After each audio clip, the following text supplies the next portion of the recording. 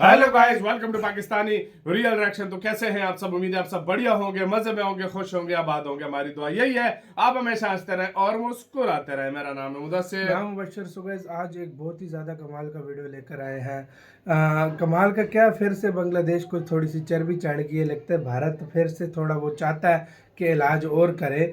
बांग्लादेश ने भारत को कोई धमकी दी और 48 घंटों के अंदर कोई 48 घंटों का अल्टीमेटम मतलब दिया। अल्टीमेटम दिया कि ये करो, नहीं तो हम पता नहीं क्या कर देंगे। कोई 380 लिखा हुआ है। धारा 380 लगा देंगे।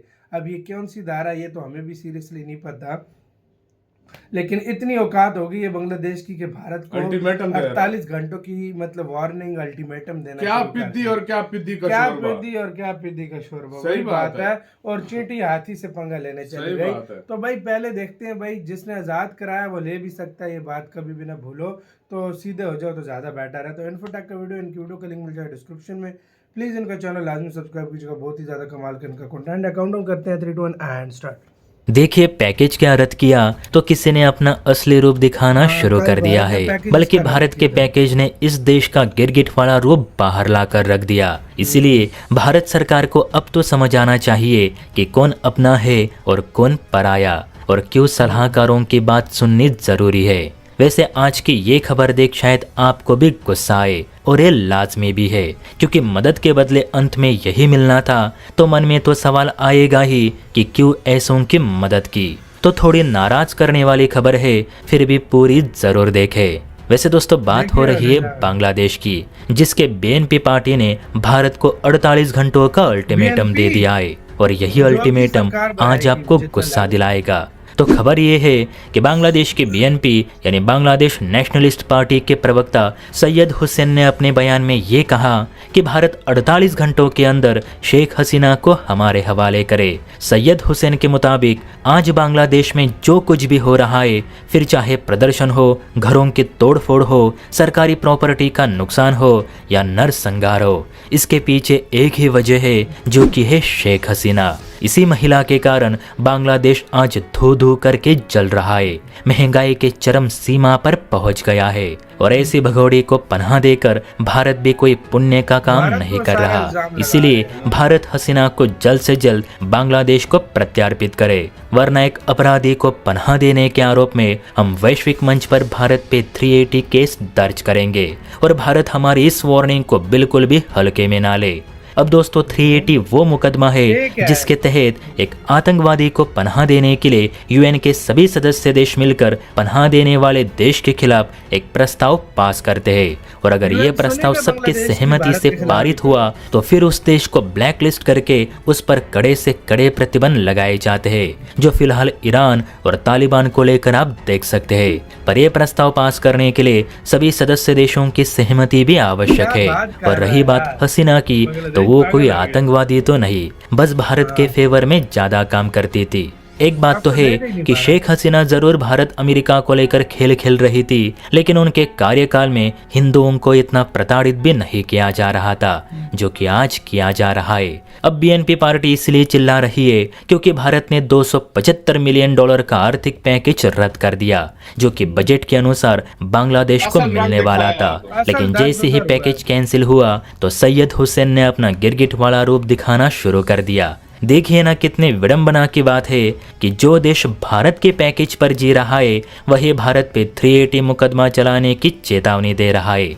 इसीलिए मैं इन्हें निकम्मे पड़ोसी कहता हूँ। जय हिंद।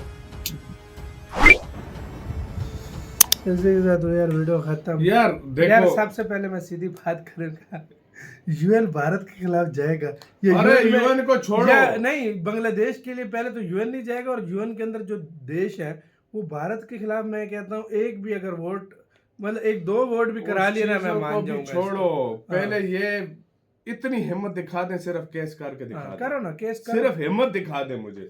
ये ऐसे केस भारत खोलेगा, तुम्हारी फट जाएगी अपनी जुबान से तो मैं भी कहता हूँ, मैंने माउंट एवरेस्ट सर किया हुआ, मैं ऊपर गया हूँ। सीधी सी बात है, इस टाइम भारत का नाम लेकर वोट के लिए बस कर रही है जैसी सत्ता में आएगी बीएनपी हाँ। की फट जाएगी। वो इंडिया उसके के बाद पास दौड़ दौड़ उस के टाइम वो आएगा। भारत के शरणों में आके बीएनपी बैठी होगी। उसके यही बाद बात मुझसे है, लिख के यही ले लो। बात है, यही मैं बात आज ये है। बोल रहा हूँ, ये आपके सामने हो जाएगा, सिर्फ वोट बैंक के लिए सिर्फ जिस तरह मोइजो ने किया है, इस टाइम जिस तरह मोइजो ने जिस किया, तरह मोइजो सेम ने वही किया, हिसाब इस होगा। टाइम भारत में आप सीरियसली बात है, मैं बांग्लादेश की कुछ न्यूज़ें मतलब उस दिन देख रहा था।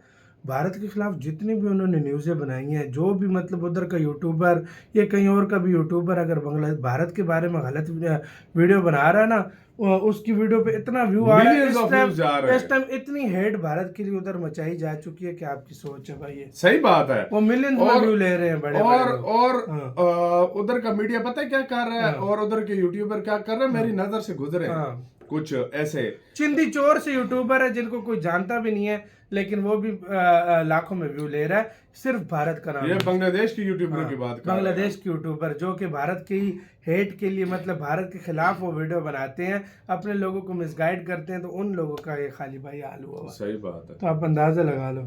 और मेन बात ये है कि यार देखो, ये उस कंट्री को बोलते, ये युगांडा को बोल देते, ये क्या कहते हैं, और कोई उन जैसा कंट्री होता, बांग्लादेश के लेवल का कंट्री। ये भारत से हाँ। मतलब वही बात है, पिद्दी और भाई क्या पिद्दी का शोरबा। ये उस कंट्री को बोल रहे हैं जो बाप है इनका। अगर मैं कहता हूँ कि 40-50 साल बाद सुपर पावर बनने वाला है, ये उस कंट्री से पंगा, ये उस कंट्री की बात मतलब ये उस कंट्री से मस्ती कर रहे हैं जो फ्यूचर की सुपर पावर है। यानी भाई इनकी बात इस टाइम दुनिया में 4 कंट्रीज ऐसी हैं जो तीन अब रशिया उतना नहीं रहा भाई यार। किसी बात है।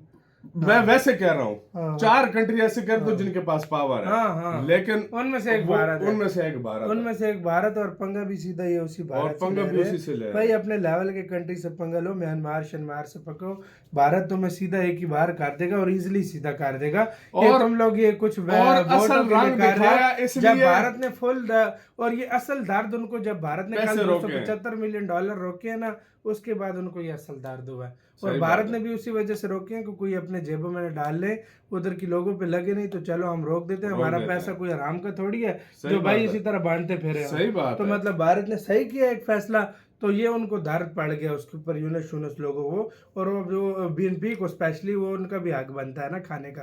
तो भाई वो अभी वोट को ताजा करने के लिए भाई उधर और सारी सीधी सी सिंपल सी बात है भाई मेरे, वो सिर्फ हिम्मत सिर्फ एक दफा दिखा दें यूएन जाने की, मैं चैलेंज करता हूँ नहीं जा सकते। मैं चैलेंज करता हूँ अगर वो चले गए तो। यूएन भाई भारत के खिलाफ गए, भारत उनका वो हाल करेगा ना, वो 380 क्या 382 भी अंदर दे देगा। 71-71 भूल जाएंगे, सीरियसली बात में बोल रहा हूँ।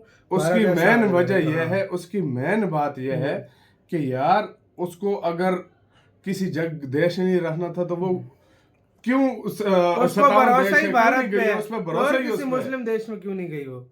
यार मानते हैं उनके देश में जो हुआ मर्जी हुआ हो, लेकिन यार अभी इंडिया की वो एक किस्म की मेहमान है। इंडिया अपने उनको नहीं छोड़ता। तुम जो कर लो, हसीना वापस नहीं मिलनी। अपना गाइस राय बताना, अपना बहुत ज्यादा ख्याल रखना। तो यार पे